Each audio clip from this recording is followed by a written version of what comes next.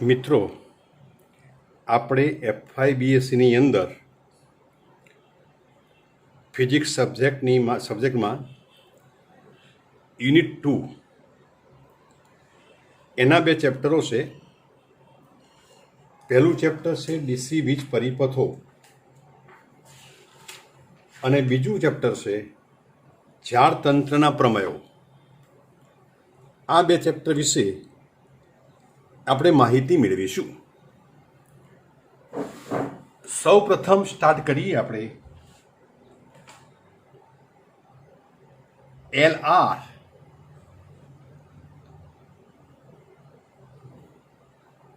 પરિપથ માટે વિદ્યુત પ્રવાહની વૃદ્ધિનું સૂત્ર મેળવવું. યાદ રાખો, પહેલો મુદ્દો સ્ટાર્ટ કરીએ છીએ આપણે LR પરિપથ માટે વિદ્યુત પ્રવાહની વૃદ્ધિનું સૂત્ર મેળવવું. આપણે એક ઇન્ડક્ટર એટલે કે ગૂંચળું લઈએ. આ ઇન્ડક્ટરનું ઇન્ડક્ટન્સ L લઈએ. અહીંયા જોડીએ અવરોધ R અને અહીંયા આગળ વિશિષ્ટ પ્રકારની આપણે કળ મૂકીએ. અહીંયા બેટરી જોડીએ. એનું EMF જાય છે. અહીંથી આપણે આપણો પરિપથ પૂર્ણ કરીએ.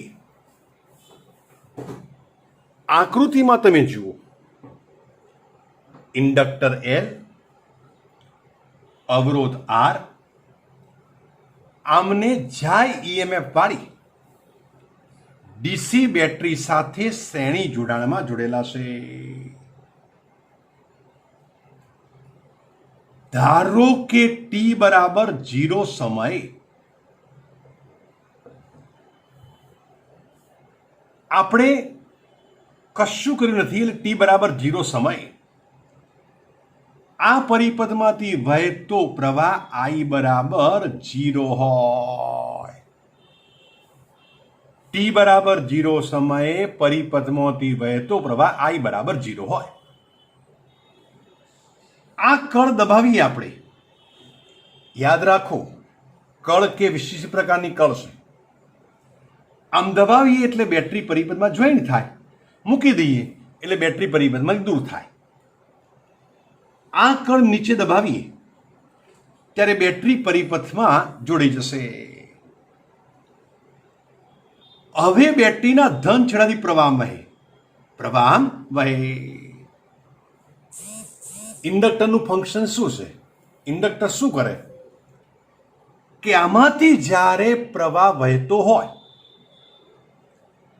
ત્યારે ઇન્ડક્ટરની અંદર EMF ઉત્પન્ન થાય. આ ઉત્પન્ન થતો EMF પ્રવાહને વધવા દેશે નહીં. આપણે એ જાણવું છે કે LR ડીસી પરિપથની અંદર આ પરિપથમાં પ્રવાહ વધીને કેટલો થાય. ધારો કે કળ જોઈન કરી ત્યારે t સમયે આ પરિપથમાંથી વહેતો પ્રવાહ I છે. t સમયે પરિપથમાંથી વહેતો પ્રવાહ I છે. જોજો, ફરીવાર સાંભળજો. ઇન્ડક્ટર L, અવરોધ R, એને જાય EMF વાળી ડીસી બેટરી સાથે શ્રેણીમાં જોડેલા છે. ખાસ પ્રકારની કળને દબાવીએ ત્યારે પરિપથમાં પ્રવાહ વહે.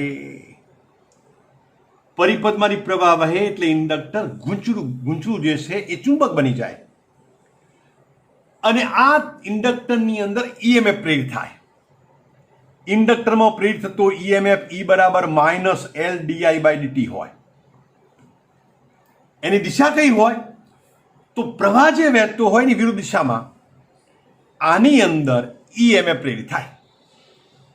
પ્રેરિત થતો ઈએમએફ પ્રવાહને વધવા દેશે નહીં.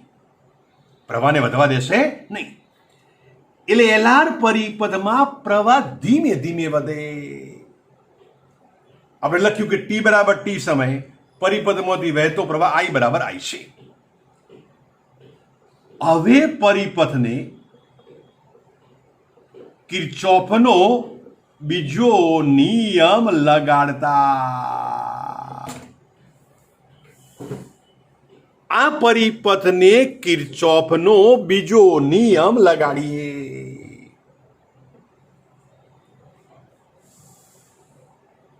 તો ગૂંચળાની અંદર ઉત્પન્ન થતો વોલ્ટેજ અથવા EMF L DI by DT હોય.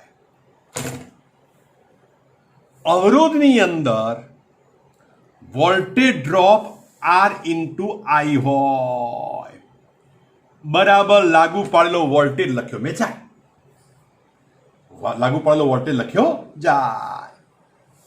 જોજો ફરી વાર. આપેલ પરિપથને કિર્ચોફનો બીજો નિયમ લગાડતા. કિર્ચોફનો બીજો નિયમ 12મા ધોરણમાં ભણી ગયા છે. કેવી લગાડીશું?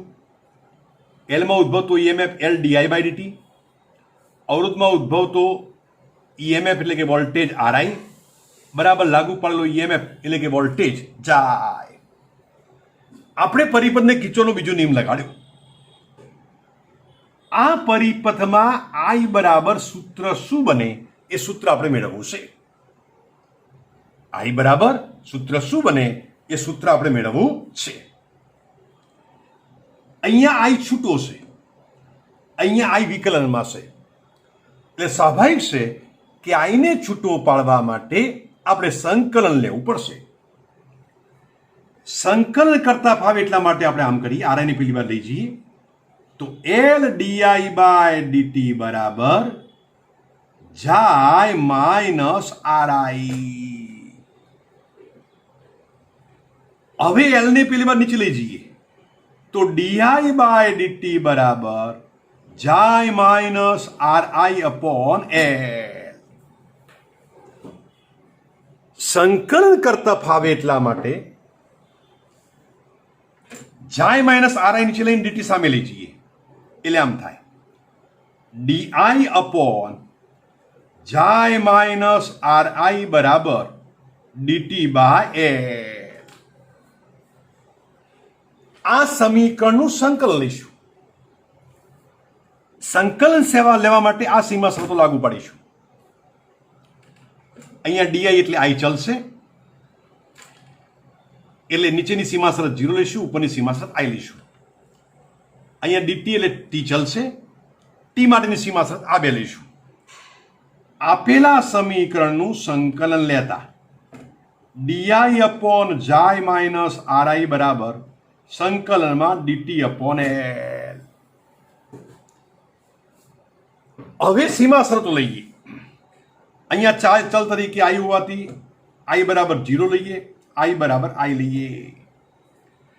અહીંયા ચલ તરીકે ટી હોવાથી સમય 0 લઈએ અને સમય અહીંયા લે ટી. સમય લઈએ ટી. હવે આ સમીકરણનું વિકલન કરીએ. આ સમીકરણનું વિકલન થાય નેચરલ લોગ જાય માઇનસ આરઆઈ. આમ થાય.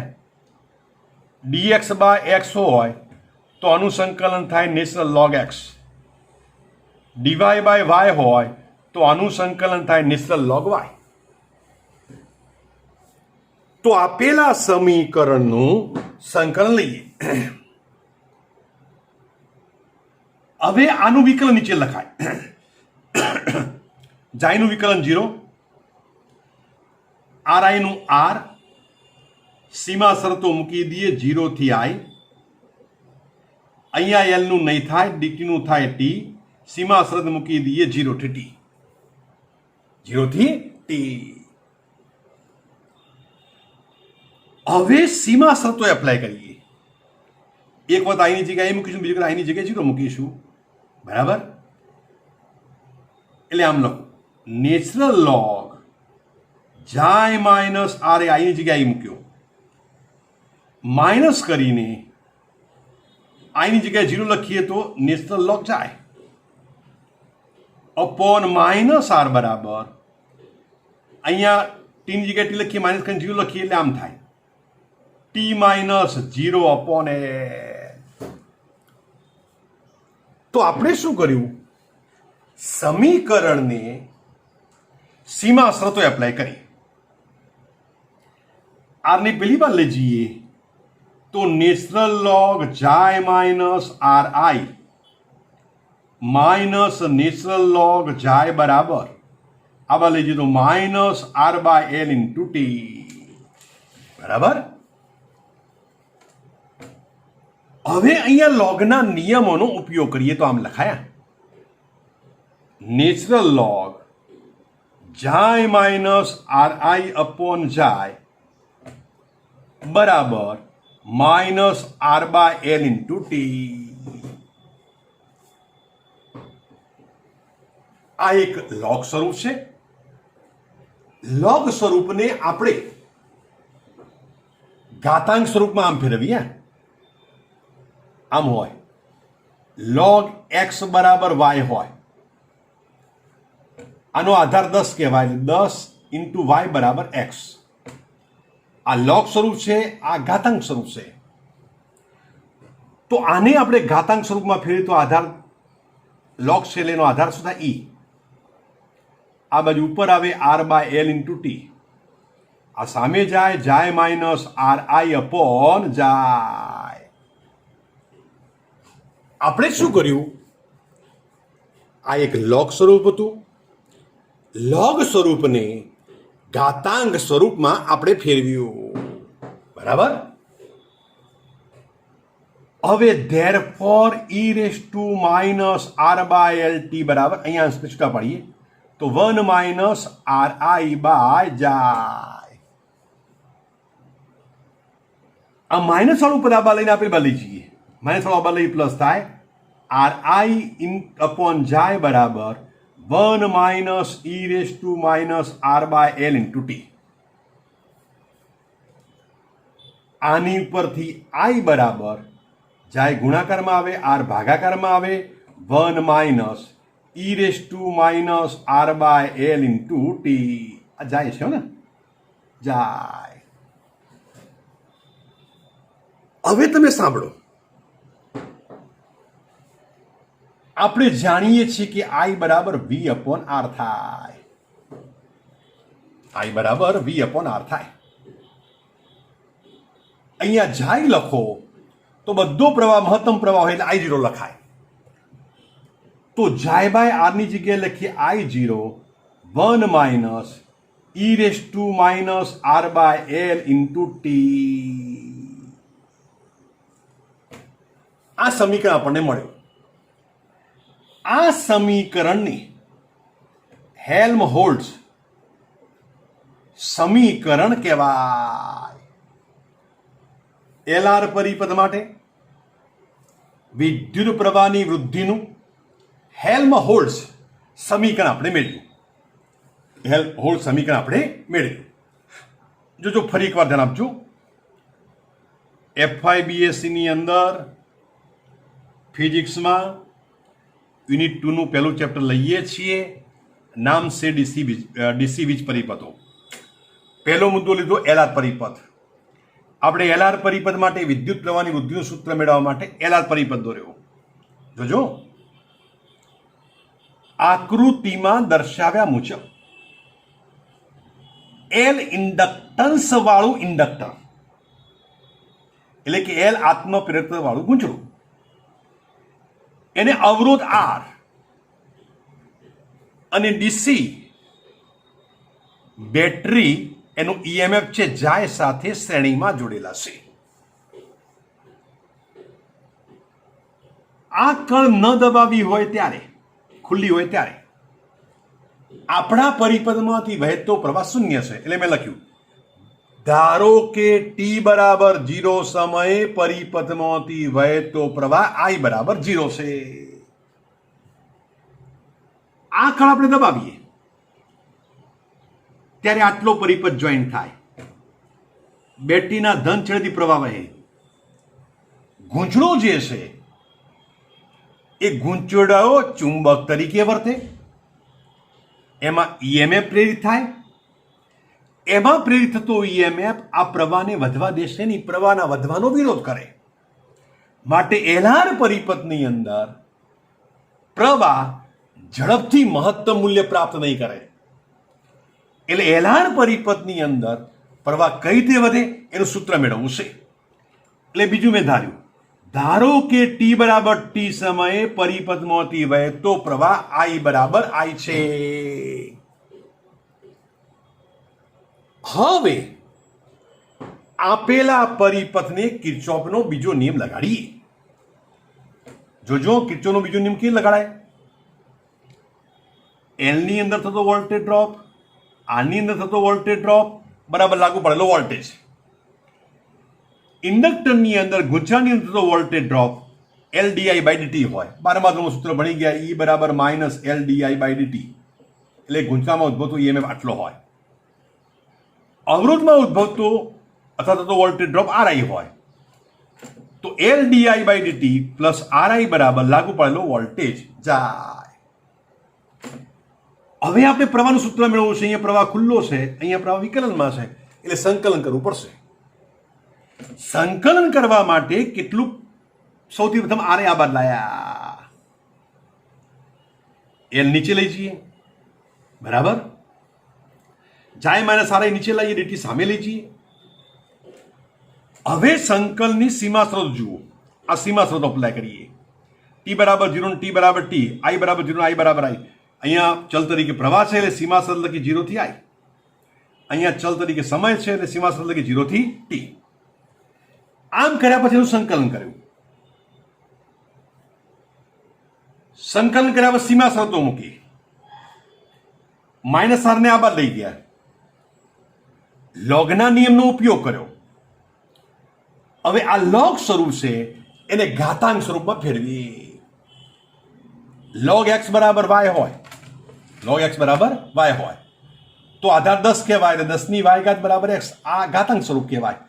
આ લોગ સ્વરૂપને ઘાતાંક સ્વરૂપમાં ફેરવીએ. અહીંયા નેચરલ લોગ એનો આધાર e છે એટલે આ પર સામે આવી જાય અને આ પર સામે જતું રહે. એટલે લોગ સ્વરૂપને આપણે ઘાતાંક સ્વરૂપમાં કન્વર્ટ કર્યું. લોગ સ્વરૂપને આપણે ઘાતાંક સ્વરૂપમાં કન્વર્ટ કર્યું.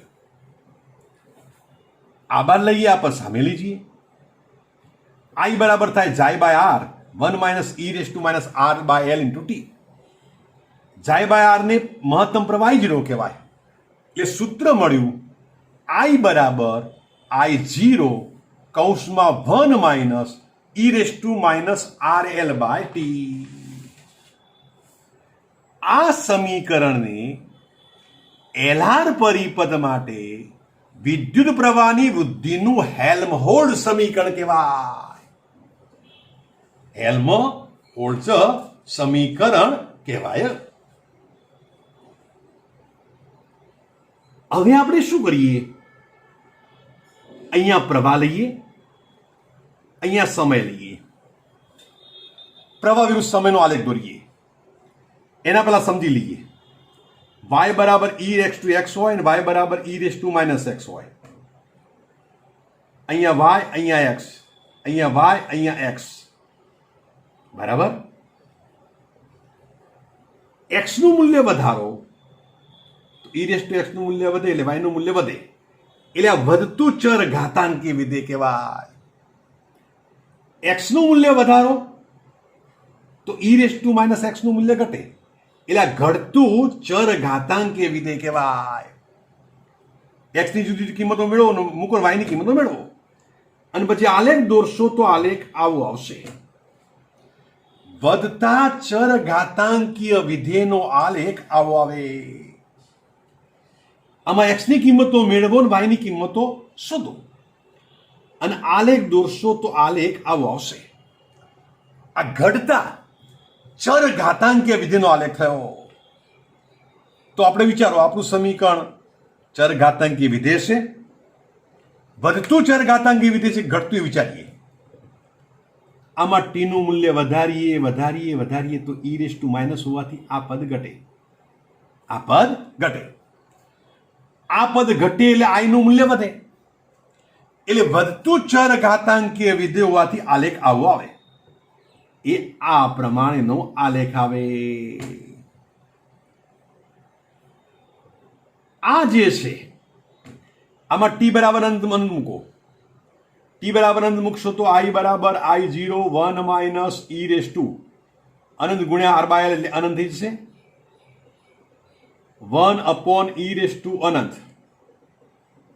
e અનંત એટલે અનંત થાય અને 1 અપોન અનંત 0 એટલે I0.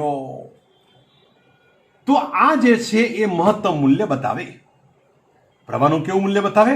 મહત્તમ મૂલ્ય બતાવે. જોજો, આપણે એક પ્રશ્ન પૂરો કર્યો. L/R પરિપદ માટે વિદ્યુત પ્રવાહની વૃદ્ધિનું સૂત્ર મેળવો. આપણે વૃદ્ધિનું સૂત્ર મેળવ્યું. I બરાબર I0 1 minus e RL by t. આ પ્રશ્ન પૂછાય તો ઓછામાં ઓછા 5 માર્ક્સમાં પ્રશ્ન પૂછાય. 5 માર્ક્સમાં પ્રશ્ન પૂછાય. પ્રશ્ન આમ પૂછાઈ શકે. LR પરિપથ માટે વિદ્યુત પ્રવાહની વૃદ્ધિનું સૂત્ર મેળવો. અથવા પ્રશ્ન પૂછી શકે, LR પરિપથ માટે હેલ્મહોલ્ટ્ઝ નું સમીકરણ પ્રવાહની વૃદ્ધિ માટે મેળવો. તો પ્રશ્ન આમ પૂછાય તો પ્રશ્ન આમ પૂછાય તો આમાં માર્ક્સ પુરાવા જોઈએ. બરાબર. કેટલા ગુણનો પ્રશ્ન છે? 5 ગુણનો પ્રશ્ન છે. 5 કે 6 ગુણમાં પૂછાય. એ 5 કે 6 ગુણનો પ્રશ્ન આપણે અહીંયા ક્લિયર કર્યો. બરાબર. કમ્પ્લીટ ને? હવે બીજો પ્રશ્ન આપણે લઈએ. બરાબર. બીજો ક્વેશ્ચન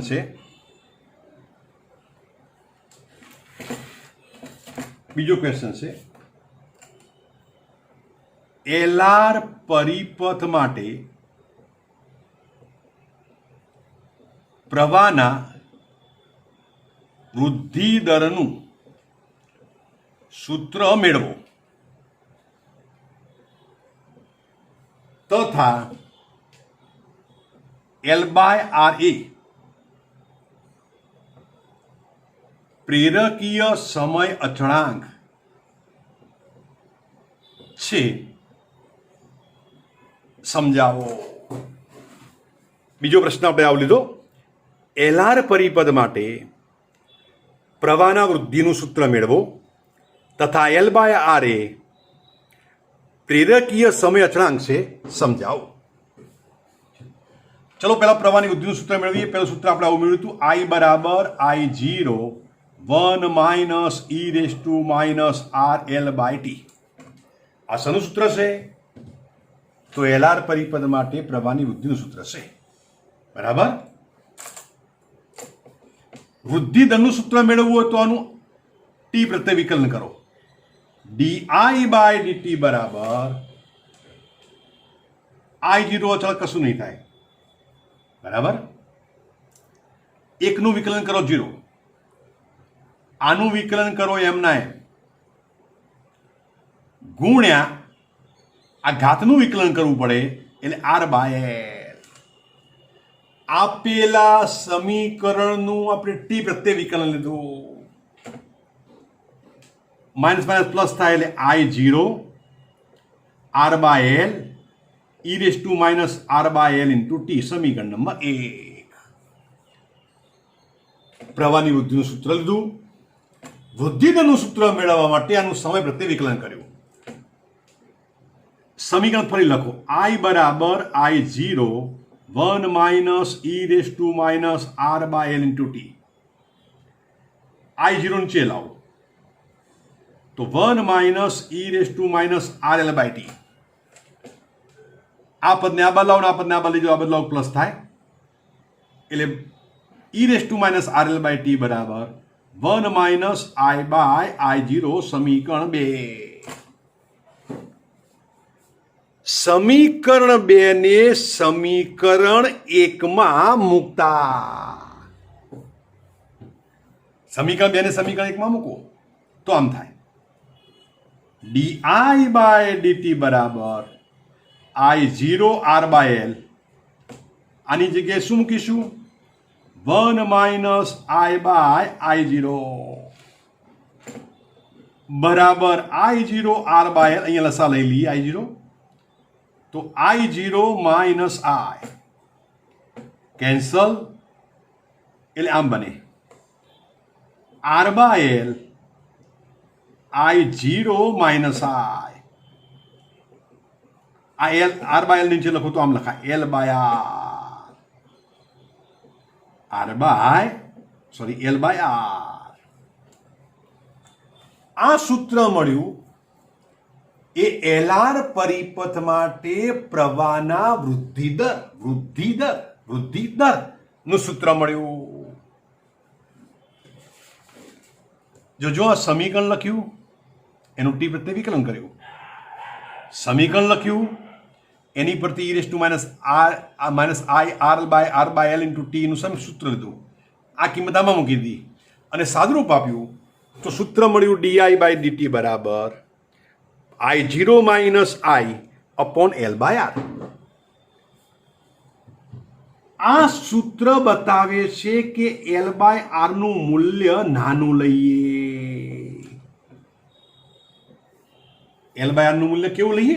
નાનું લઈએ તો ડીઆઈ બાય ડીટી વધે, એટલે કે પરિપથનો વૃદ્ધિ દર વધે અને પરિપથનો વૃદ્ધિ દર વધે તો પરિપથમાં વીજ પ્રવાહ ઝડપથી એનું મહત્તમ સ્થાયી મૂલ્ય પ્રાપ્ત કરે. તો આ સમીકરણ બતાવે છે કે પરિપથમાં એલ ભાગ્યા આર નું મૂલ્ય નાનું લઈએ તો ડીઆઈ બાય ડીટી એટલે કે વીજ પ્રવાહનો વૃદ્ધિ દર વધે અને ઝડપથી એ મહત્તમ સ્થાયી મૂલ્ય ધારણ કરે. अब बीजो भाग જોઈએ એલ બાય આર એ પ્રેરકીય સમય અચળાંક છે. સમજાવો. આપણે લઈએ